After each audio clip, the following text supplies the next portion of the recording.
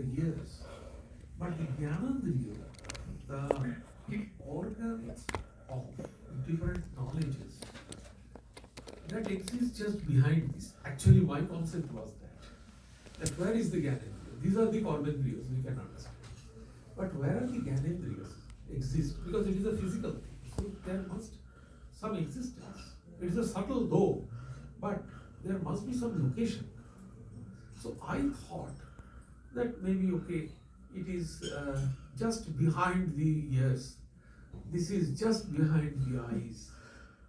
But in one of the books, I found it. These Jnanendriyas are located in the brain. It is more logical. I found it afterwards.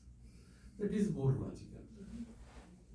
So, whatever they exist, but the Jnanendriyas. So, unless Jnanendriyas are connected, we cannot see, we cannot hear.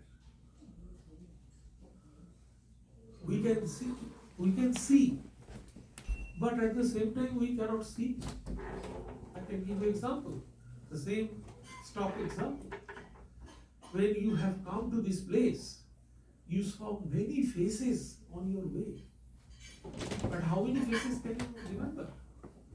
Not a single face.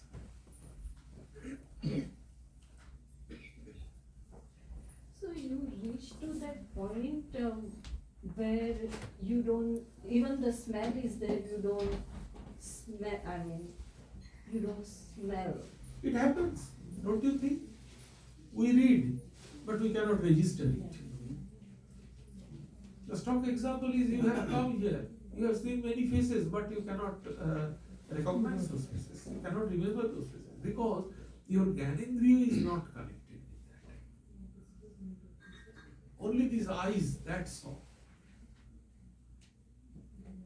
So, when people die and get as a rebirth, the mind gets transferred along with the No, not mind get transferred. Subtle body. Subtle body included mind, but mainly the samskaras.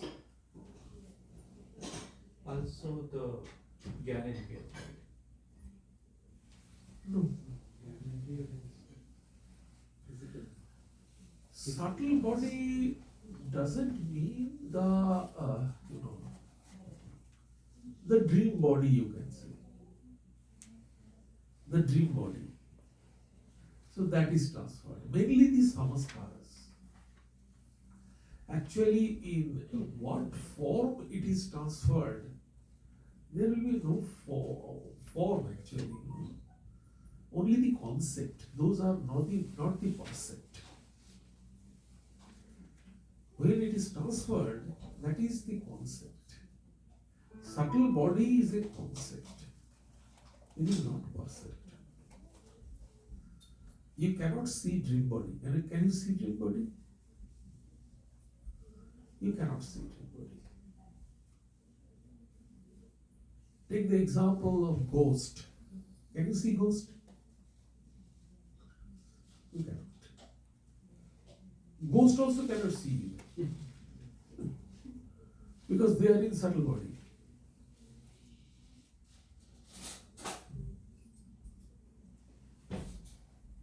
And all the concept of our ghost kind of, our brainchild.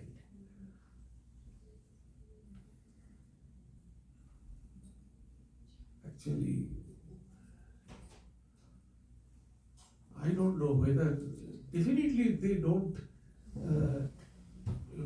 the transient period is not with form because they are born in a different form,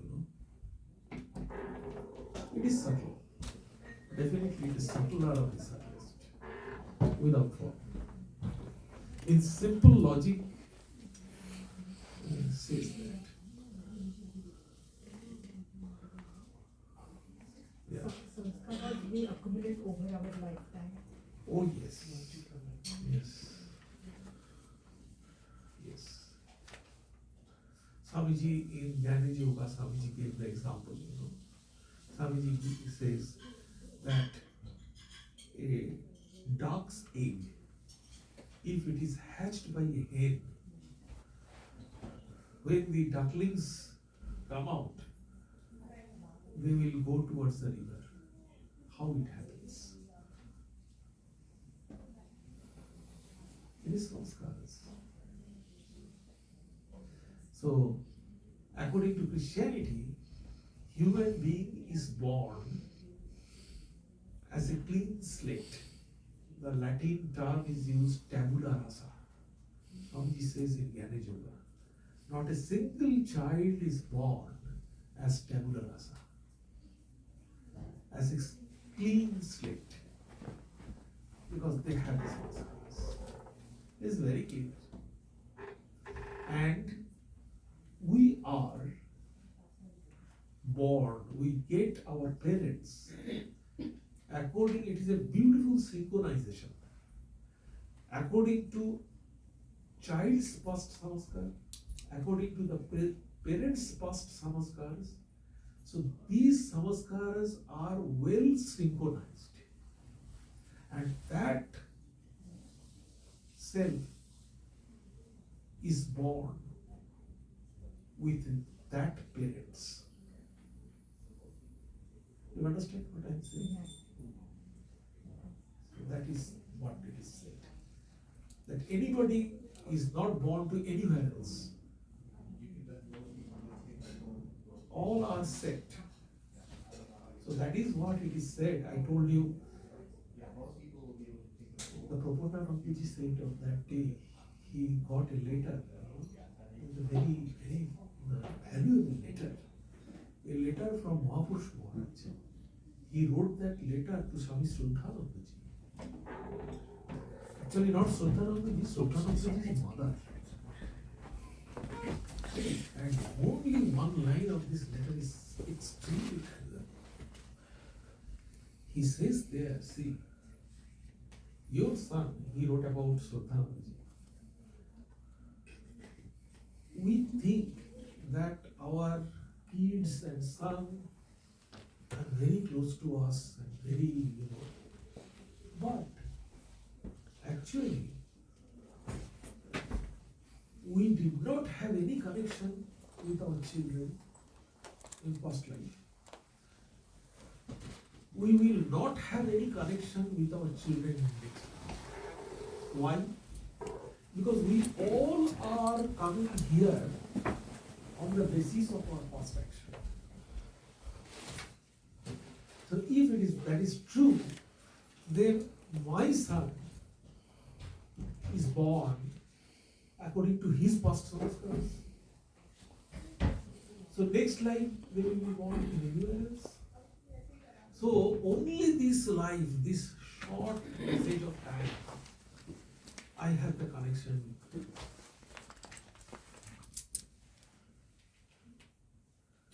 So we did not know them, they also did not know us.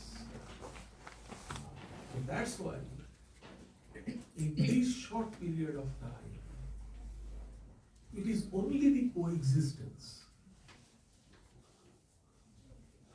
So if we think this, we do not have too much affection, we would not bind too much. That is the point.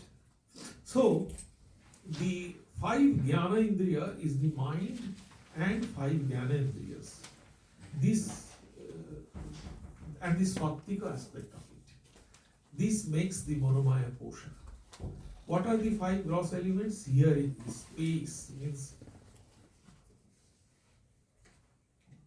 Stotra, Sparsha, Rupa, Rasa, Gandha. These are the 5 elements. So 3 levels are there, Our body, first Karmendriya, then Jnanendriya, then the subtler thing is this. The Stotra, Sparsha, Rupa, Rasa, Gandha. So these are the things. And then mind is the Sankalpa Vikalpa. So these are fluctuating. How this works is very interesting thing. How the mind, this works actually. then I shall come to the logical point. Why it is not? First, let me explain how it works. It's very interesting. This is that the previous things, pranamaya, we said pranamaya and annamaya, body, the gross body. So it is, take this kind of example, that a big ball, inside that another ball, inside that another ball. And the more we go inside and inside and inside, the more powerful. So they are controlling the outer ball. They are controlling the outer ball. So in this way they are working. So body, if body is like that, it will not work. So who is controlling the body? Prana, the energy. Energy is controlling the prana. But energy cannot work in a proper way if mind is not there. So mind is actually there and it is controlling the body and the energy. So, who is powerful? Mind is powerful because mind is controlling it. Who is controlling? He is only powerful. So mind is the more powerful thing. That is what it is said. The mind is most powerful. Sorry. The mind is most powerful things. And then it is said, if you see 167, then it is, you see in the third line, it is said, Shangadi Vedo Kolona Kolito Bulyang. Bulyang means, Bala means strength. It is stronger than that. So,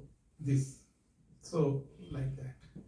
So, how it is working actually, it is different than pranamaya, but still it is working with pranamaya, everything.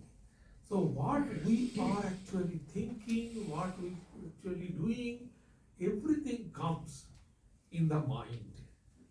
But it is fluctuating. In the next verse, it is explained in detail. We shall read it. So, let me say now why it is not Atman. Mind is not. So, before that, Vedanta considers, especially according to Vachaspati Misra, who developed the Bhamati gloss, mind is also a kind of sense. Number one, mind is also a kind of sense. We have 5 senses. So mind is also considered as 6th sense. So there is a very beautiful story of Vachaspati Misra, Bhamati. So Vachaspati was a Pandit, a scholar of Vedanta. And he wrote Shankara's gloss, the Shankara commentary. He wrote analysis on the Shankara commentary. There are 2 schools of Advaita Vedanta. One is Bhamati school and another is Prabhakara school. 2 schools. They differ from a little bit. So I am talking about Bhamati school. So this Vachaspati Misra story is wonderful story. Vachaspati Misra was an excellent scholar. So he got married. Yeah? But at that time, he was writing the Vachaspati gloss, his main book. He was so engrossed that he forgot everything. So he was writing, meditating and writing. And every evening, his new wife used to come and put the lamp. At that time, in the ancient time, the oil lamp. Put the lamp in the room and goes. But Vasishpati Mitra was completely oblivion about the external world. He was writing. One day, he was writing. One day, the lady came and put the lamp. And Vasishpati says, "Who are you?" Then that lady said, "I am your wife." Then Vachaspati remembered, "Oh, I got married." Then he told, "I am extremely sorry. Please forgive me." And the book he wrote, he gave the name of this philosophy, Bhavati. His wife's name was Bhavati. So this became famous, that Bhavati Sutras, the Bhavati commentary. So the philosophy of Vachaspati is called Bhavati philosophy from then on. So he said that mind is the another six senses. So now mind is not Atman. Number one argument, first argument. Mind is not Atman because mind, along with senses of knowledge, ridden by kama, krodha, fear, affection, egoism, expresses different mood in different times. So indriyas, all the gyanendriyas and karmendriyas, they are bringing information. I shall explain it in the next verse. So, and mind is changing. It is called Shankalpa Vikalpa. Shankalpa means do's and Vikalpa means don'ts. So always our mind is fluctuating like a pendulum, do's or don'ts.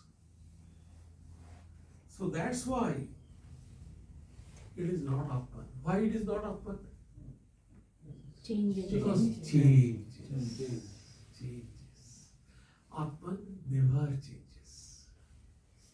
So, Swamiji, at mukti stage, when you experience mukti, is completely blissful? Absolutely. That is why everybody wants mukti.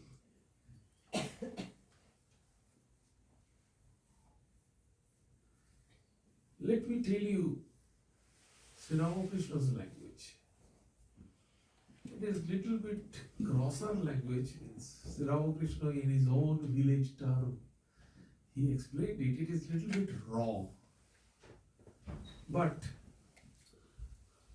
it is Sri Ramakrishna's explanation and you can understand it because the people, we cannot understand very subtle thing. We can understand, what is gross. So Sri Ramakrishna says, the people, ordinary people, they always enjoy the basic pleasure,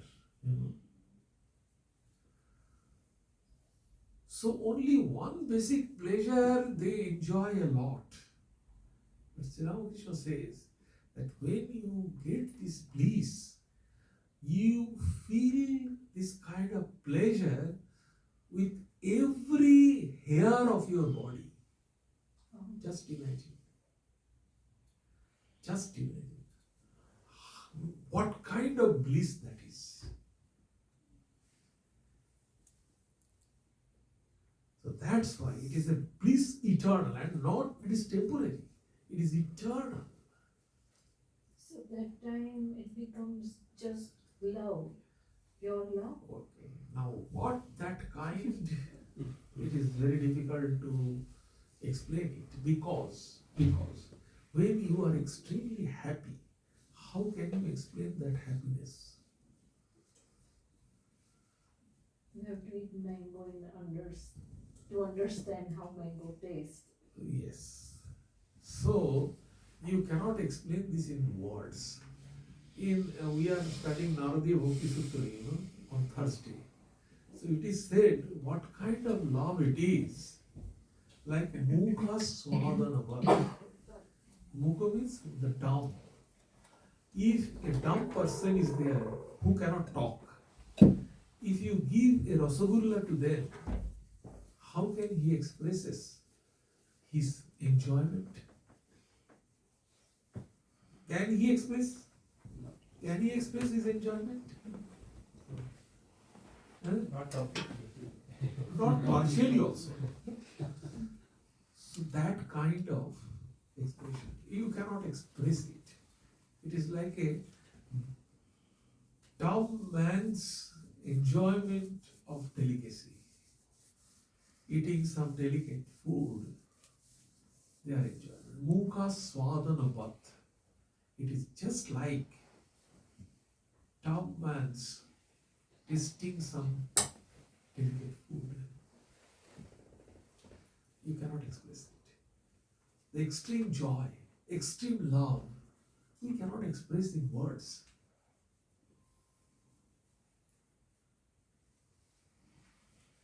It is not even feeling. It is something ecstatic. Feeling also controlled by brain. That is also limited. It's a kind of ecstatic. You saw that when the people, they sing and dance Hare Krishna, Hare Krishna, Hare Krishna. They become faint-like, they become ecstatic in simple, ordinary ways. So that was the intensity of love. That was the intensity of bliss. Anyway, we are diverging. We are not in love. We are hardcore logic. So, second argument. Mind is subtle, so people are mistaken mind as Atman. But senses of knowledge and mind and Ichcha Shakti or wish or Dhriti, Kratu, etc., all are unconscious and they act as the cause to express through karmendriyas. That is why it is not conscious. So, take the example. Mind cannot understand mind. Do you think mind can understand mind? For understanding mind that you are thinking something, a different thing is required. Why? Because mind is not self-effulgent. As it is not self-effulgent, so what you are thinking, you have to understand. Say, take this example. You are sitting here, okay? Now, if you think, I am sitting here. For this thing, you have to take the help of another kind of consciousness that you are sitting here. I was thinking something. A great example is this. Sometimes we understand, no? We think, yes, at that time I was thinking that kind of thing. So who is observing this? That you are thinking something? So definitely there is a witness who is observing that you thought that time at that point of time. So that's why. So that means there is another entity beyond mind who is observing mind. Mind cannot observe itself. But Atman can observe itself. How? Huh? Self-effulgent. Self-effulgent. But how? What is the grosser example of it? You are aware of yourself. I am aware that I am sitting here. You are aware that you had a very good sleep.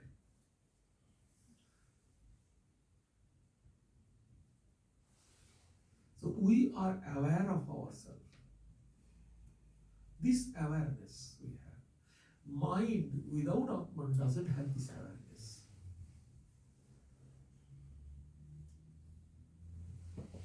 Mind cannot understand that I thought that. We said my mind. We never said mind thought that. We said I thought that. So I is the Atman. And I thought that. So mind is not the Atman. And the opposition argument, there is the point that some says that there is no existence of consciousness in deep sleep. In deep sleep, mind is dissolved. The last point is, in deep sleep, mind is dissolved. So it is not constant, it is not present always. So how can we say? But awareness is present. Your consciousness is present in your deep sleep. Because you explain it, I had a very good sleep. So that means your consciousness was present there, awareness was present there.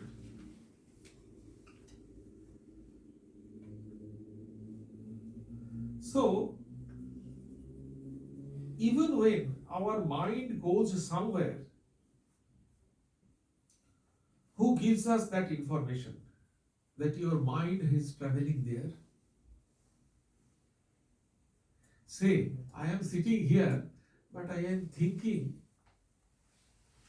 about somewhere else, I am thinking about India, or I am thinking about Belur Math, or I am thinking about something.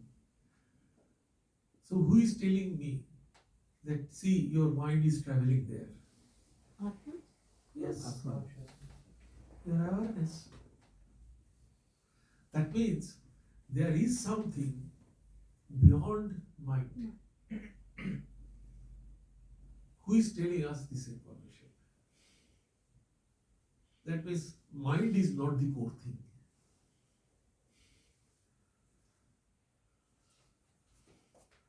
So it is consciousness that gives us this information that my mind is not here. The next argument. Sometimes in extreme sattvic state, our mind is separated from our consciousness and it becomes a scene and the consciousness becomes the seer. So when we are in a very different mode, sometimes we were very passive and we just disconnect it. We can feel, not everyone, we can feel the separation of our mind and our consciousness. In very rare case, when we are in a different mood. Sometimes, very rarely, we have this kind of, you are alone, just you are standing somewhere in a beautiful scenery or in a Himalayas or somewhere else. At that time, this kind of sense, some, not all, they have this kind of things. And Upanishad is also telling this. So, if we prove something, we have to take different things. 3 proof we need, minimum 3 proofs. Number 1, it must be confirmed by the scripture. Number 1. Number 2, it must be confirmed by the experienced person. You have to experience that. This is number 2. And the third thing is, one experienced person will say that, or guide you that, or tell you that. These are the 3 things. Scripture, a person, an experienced person, and your own experience. These 3 things must be there. So I have explained earlier our own experience. Then the Upanishad, scripture says, Atmano monojatam iti tatraiva viliyate. So Atmano mono jatam. Jatam means is born. From mind. Monojatam. Mono jatam from Atman. Atman is not born from mind. No. Mono. Mind is born from Atman. Atmano manojatam iti tatraiva viliyate. There it dissolves. Viliyate means dissolves. So it is coming from Atman and it dissolves in Atman, the mind. Because in deep sleep, where it dissolves, mind is still there in deep sleep. When we awake, mind comes again. So that means where mind were at that period of time. It dissolved in Atman.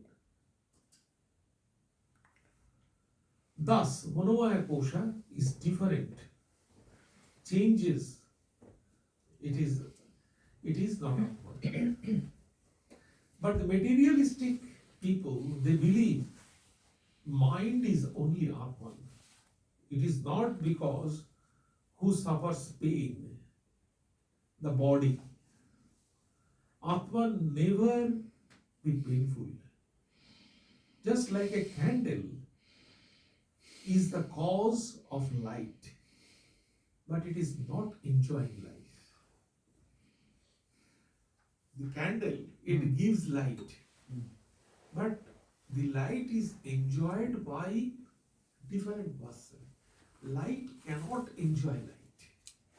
Similarly, mind has sukha dukkha, but mind is not enjoying it. Body has the effect. So, that is what it is said, that just like the candle, it gives light, but the enjoyer of light is the different from candle. Similarly, the cause is always different from the enjoyer. So mind is the cause of happiness and suffering. The enjoyer of the body. Body is enjoying this or suffering. Happiness and suffering are important, are impermanent. Atman is not. So mind is changeable. So it is not Atman. Shankara philosophy says that Atman is enjoyer of happiness and sorrow. The counter is this: happiness and sorrow means some changes, some reaction. Atman does not participate in any reaction, means changes. It shows mind is not Atman. So all sukha dukkha are, in Sanskrit it is called bikriya. It is a reaction. Mind is reacting towards something. Something happens outside. What does it mean by sukha dukkha? Something is happening outside and mind is reacting to that. Mind is not participating. Mind is reacting. There is your hand cut. Your hand cut is the physical level. Mind is reacting to that and becomes sad, become happy. So mind is reacting. Reacting means changing. It is sometimes suffering, sometimes it is happy. So it is changing. So which is changing? You cannot believe that. If your friend constantly changes the words, today he will say, I shall come now. And then he said, no, I am sorry. They come next day, another day. If your friend changes the words continuously, can you believe? Can you believe him or her? We cannot believe that. So if your mind changes continuously, can you believe your mind? So they are not permanent. That is not Atman. Atman is permanent, one and eternal. That is not permanent. So this proves that mind is not Atman. The second verse is an allegory. Next verse is an allegory. Beautifully, they explain how our mind is working. They said, Panchandriyoi Panchavirevo Hotrivi. The scene is like a fire sacrifice. The allegory here said. The scene is fire sacrifice. In fire sacrifice, there are few pandits. They perform the fire sacrifice. So there are different names. The top pandit is called Brahma. There is a geographical, I had that. In our training center we studied that. There is a diagram that how will be the Yajna Kunda and where the Purohits will sit. The top Purohit will sit in a corner, a specific corner. He is called Brahma. He do not do anything. He only sit, he only watch. He is Brahma. He is called Brahma. Then, below them, there are different Purohits also. And those who are offering the ghee, they are called Hotri. So, here, as for example, the fire sacrifice is going on. So, what is what? Hotri, who are offering, these are 5 Gyanendriyas. These 5 Gyanendriyas are putting oblation. What is the ghee? Means they are offering ghee, no? They are offering ghee in this. Who is the ghee? What is the ghee? Ghee is different objects. So they are putting there. Now what is the fire? Desire? Desire is the fire. Mind is the fire. Mind is the fire. Mind is the fire. And desire is the wood. Desire is the wood. If you only put, so for fire, wood is required, you know. So fire, wood is the desire. So in desire, mind is burning. So mind is always burning. And our desire is in the mind. So these desires are the wood. These Gyanendriyas are constantly putting ghees. Where they are getting ghee? From the external world. The objects are the external world. So they are getting the object from the external world, and they are offering it to our mind, which is the fire, constantly. And the wood is the desire. Now, what is most important component here? If we eliminate that component, everything will collapse. Lighting the fire. The fire. Desire. Huh? 5 senses. The fire. Desire. The lighting Wood. the fire. Think a little bit. Wood. The desire. Huh? Fire? The ghee. Because No. that's Ghee? the one that gives the fire. No. If wood is not there, But if wood is not there, Fire is you put ghee, what will happen? Oxygen.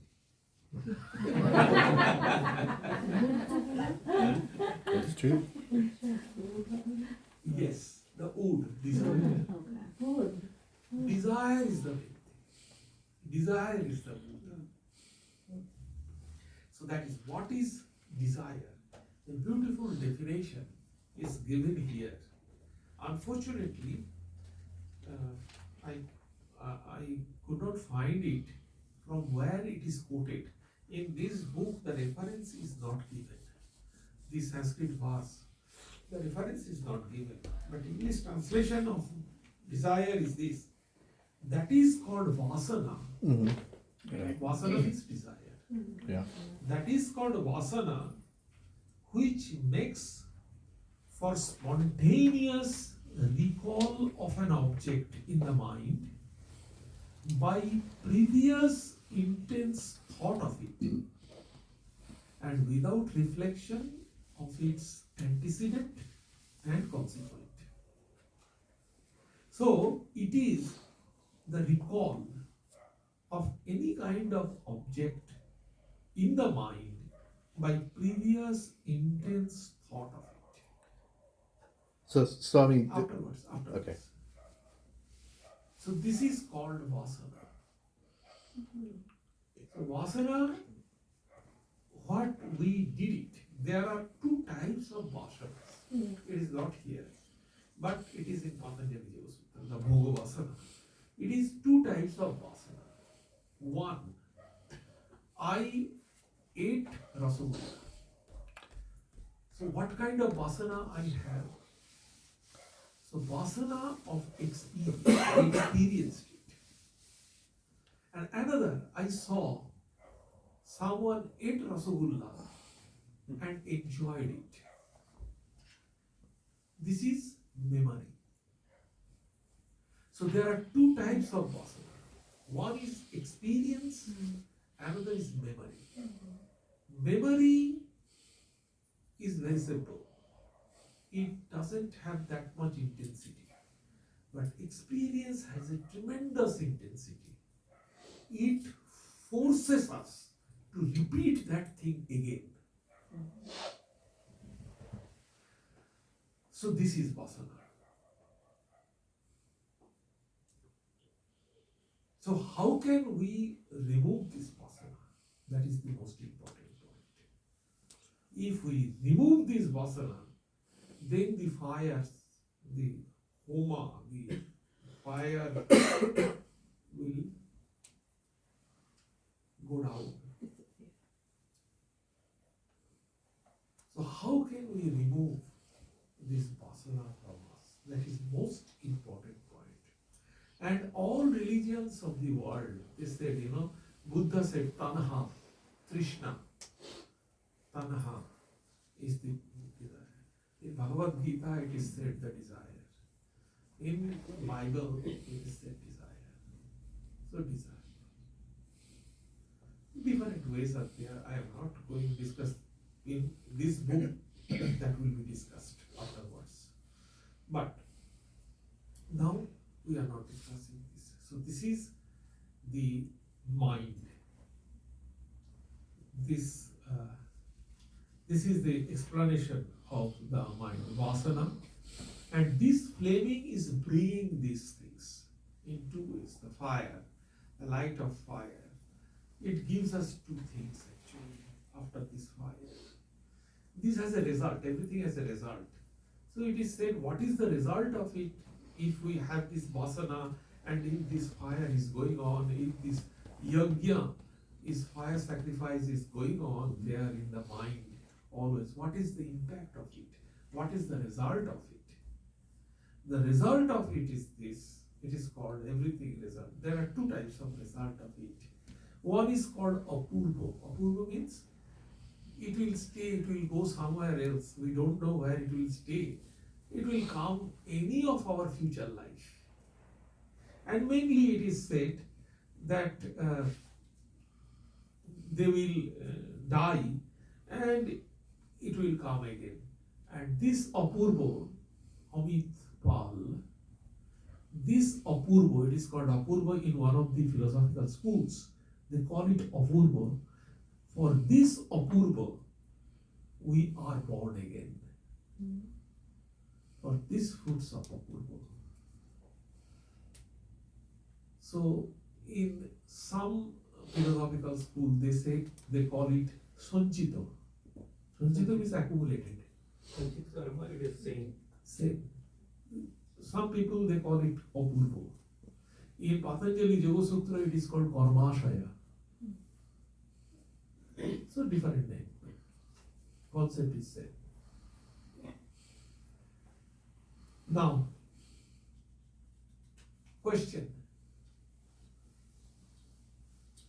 From online, yes.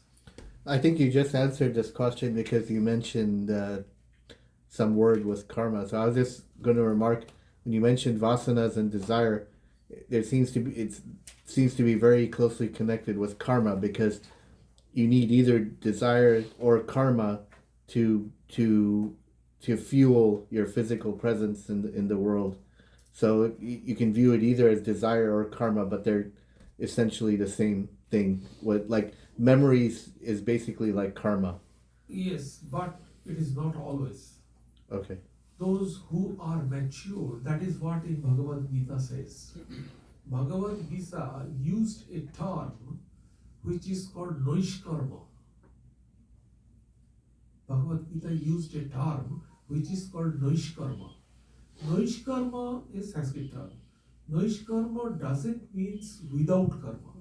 Noishkarma means you are doing karma, but you do not feel it. This is the maturity, spiritual maturity. I can give you one example. Example from Bhagavatam. I mentioned it earlier, but again I am repeating this. So one day, Vyasa wrote the Bhagavatam, So one day, Vyasa came from his home to cross the Jamuna river. But unfortunately, on that day, he could not find a single boat. So he was sitting, and he became hungry. And he saw the milk women, these gopis. They were there, and they were preparing some kheer, some kind of sweets with milk, this and that. So he went there, and everybody knows Vyasa. So he went there. He said, I am extremely hungry. Can you please give me something to eat? So they fed him sumptuously, because Vyasa is there. So they fed him sumptuously. And Vyasa was filled. And then he came again to Jamuna, at the back of the Jamuna, but no airboat. Then he prayed to Jamuna, hey Jamuna, if I not eat the whole day, you please divide, give me the way to go. Surprisingly, Jamuna split it and got the. So gopis were surprised. Just now Vyasa took plenty of food. But why Jamuna split it, So this is the point. This is the point. Vyasa ate, but Vyasa did not eat. You understand? This is we work, but we are not working. This is called Noishkarma. This concept is called Noishkarma. The spiritual maturity is required. I am doing everything, but I am not attached to it.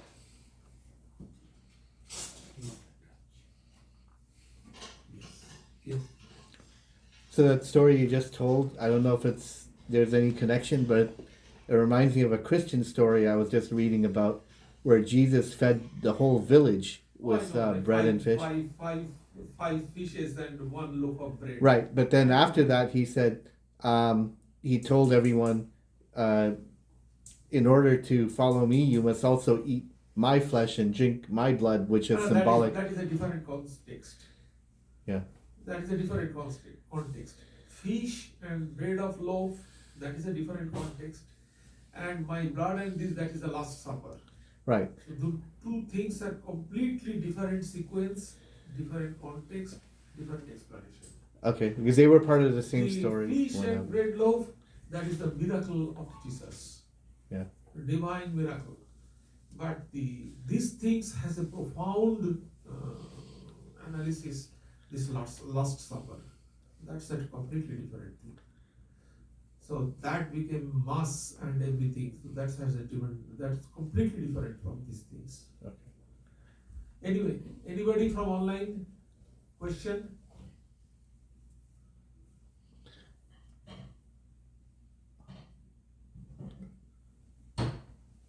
No question. Huh? Salam Maharaj. Yes, please. So did you tell us how to remove the Oh, it is not coming from here. It's vasana? coming from here. Yes, go on. How to remove the vasana? That is the cause of all the problems. See, yeah, that is.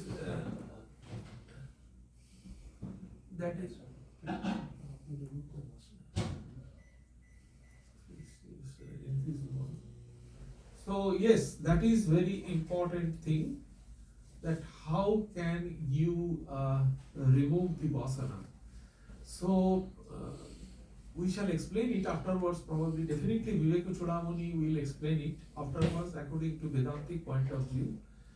But we have studied earlier the Patanjali point of view. There are different ways.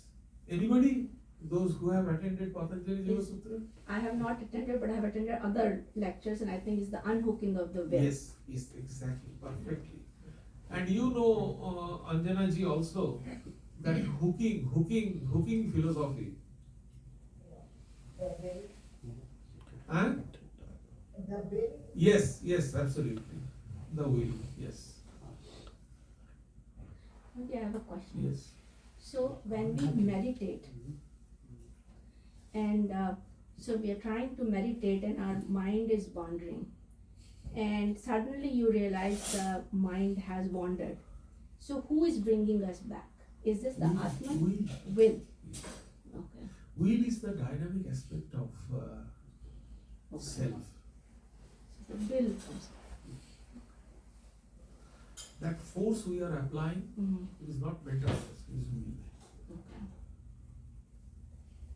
Yes. This may be a bit of a silly question, but earlier in the talk you said, we don't know if we will reconnect with our parents or friends because our karma is different. We can go in different directions in our future lives. But is there a way that, let's say you have a friend, you can say, okay, let's agree to reconnect in a future life, and in the future life you can try to reconnect with that person? So see, the point is, the philosophy differs from one to another. According to Christianity, the self, the soul, comes back, returns again to the same old body. That is why they do not cremate that body. They buried it. And they give in the burial the food and clothes and everything. The concept of pyramid is also same. So they keep the body with that anticipation that one day, so soul loves the body. So soul will come back again to the body with this concept. But Indian philosophy, they don't believe it. They don't think body is the ultimate thing. They believe the self is the ultimate thing. Right. So they don't think that we shall meet again somebody else, these things. So everything, the reincarnation means, first of all, the reincarnation, Hindu and Indian philosophy, they believe in reincarnation. So reincarnation means of the basis of your samskaras, of the basis of your karma. That is the propelling force to take you in the next birth.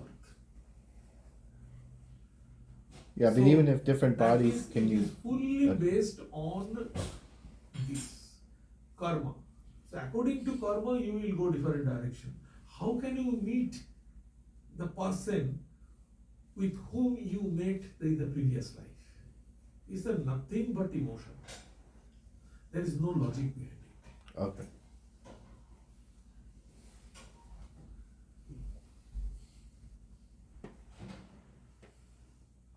Maharaj, you explained this before, but is the will concept of will is related to intellect? No. Will is directly relating to the Atma. It is the one content.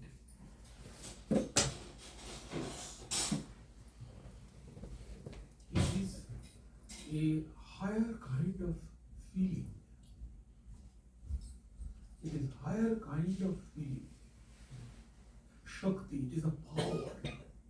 It is the power of ourself.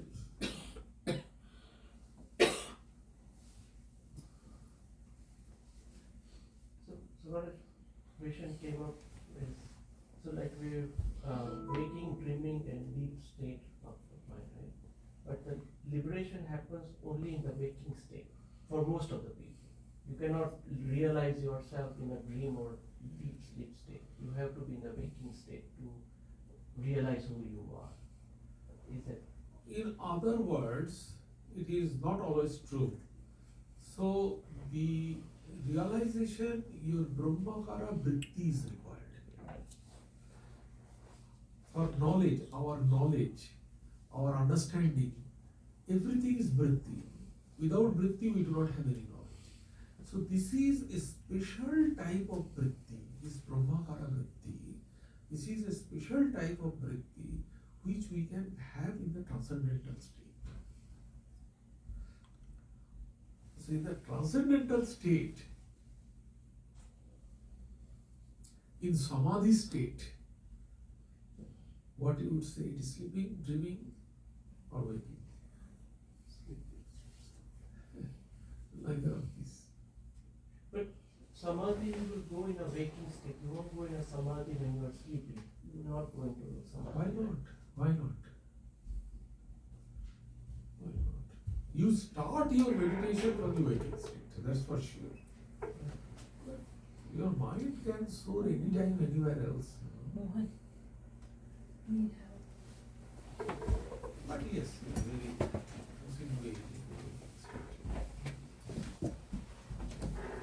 Any other question? Yes, Maharaj. Please. Good evening. I was wondering if you could clear up a discrepancy I found concerning the books that we've been discussing this evening, the Maya, Monomaya Kosha, yeah. Yeah, so, there's one, source that I have, printed out. It spells it as Mana, M-A-N-A, but in Swami Prasannatmananda's, translation, he spells it as M-A-N-O-M-A-Y. Is there any difference? No, no difference. Somebody said, if you combine it is in Sanskrit, it is called sandhi. So if you combine two words together, the spelling little bit changes. So, mana, maya, M-A-N-A, generally O is good. Monomaya. Manamaya. Yeah. Same, there is no difference between this. Okay, good. Thank you.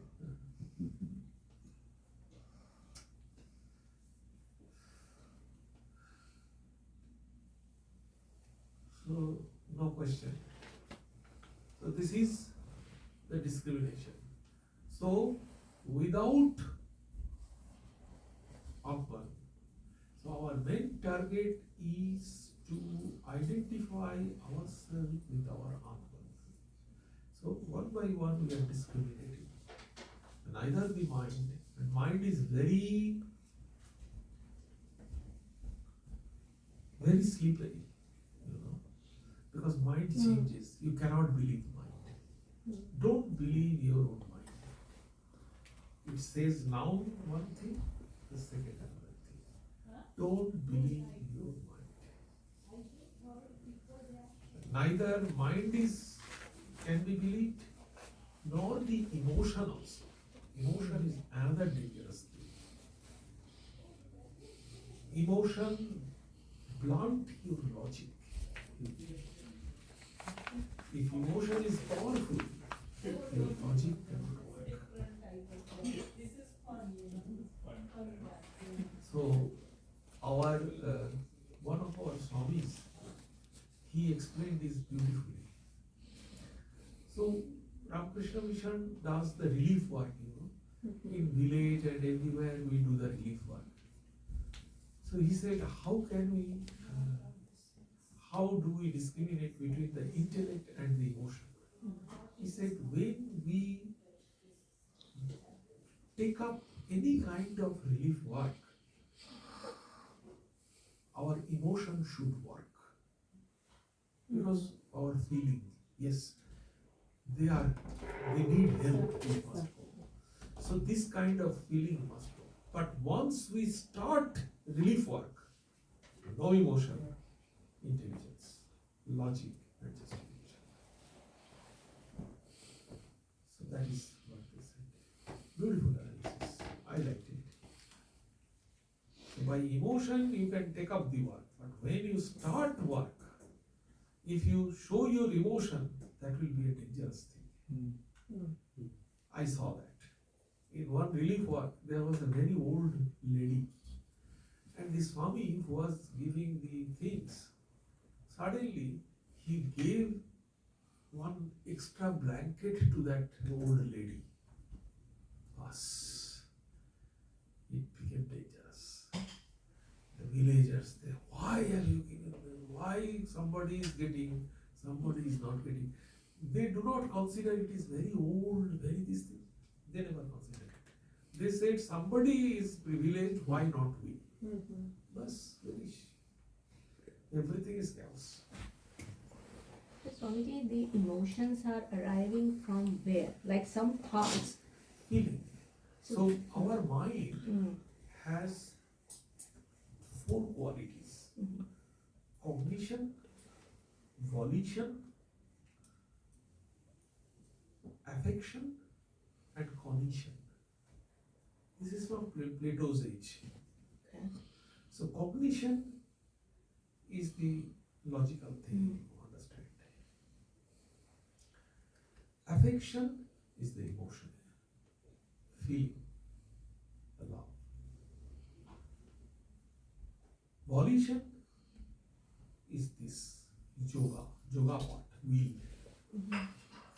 And cognition is the karma yoga. So all yogas are these 4. Cognition, jnana yoga, affection, bhakti yoga, volition, raja yoga, and cognition, karma yoga. So we are born with the mind that can give rise to the emotions. Yes. Is it connected to our memory or experience in any way? Like some thoughts. Samskaras. Oh, definitely. Everything. Samskar plays a tremendous, powerful role in our character. Samskar has a tremendous powerful role. And we are creating our samskaras. So what is samskaras? What is samskaras? It's the deep impressions. The sum total of the impressions Some total. of our experiences. How can we develop experience? How can we develop experience? Yes, By doing things? by doing things, Yeah. by listening things, by talking things, by thinking things. So that is in our hand. So our samskaras, we can create our samskaras. The way you will create your samskaras, the way your life will be, alright.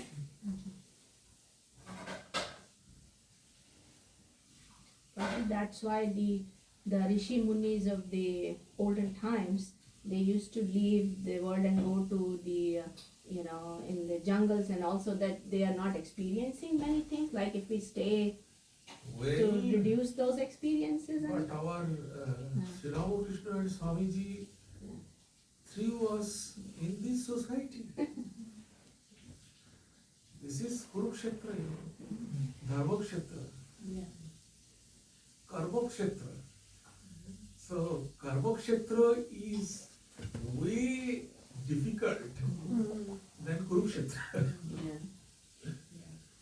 So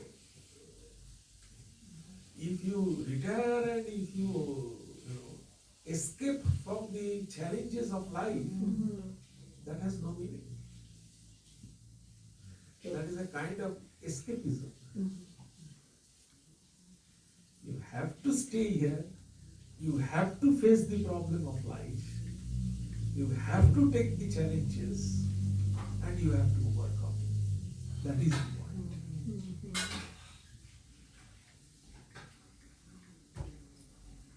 Thank you. Om Shanti.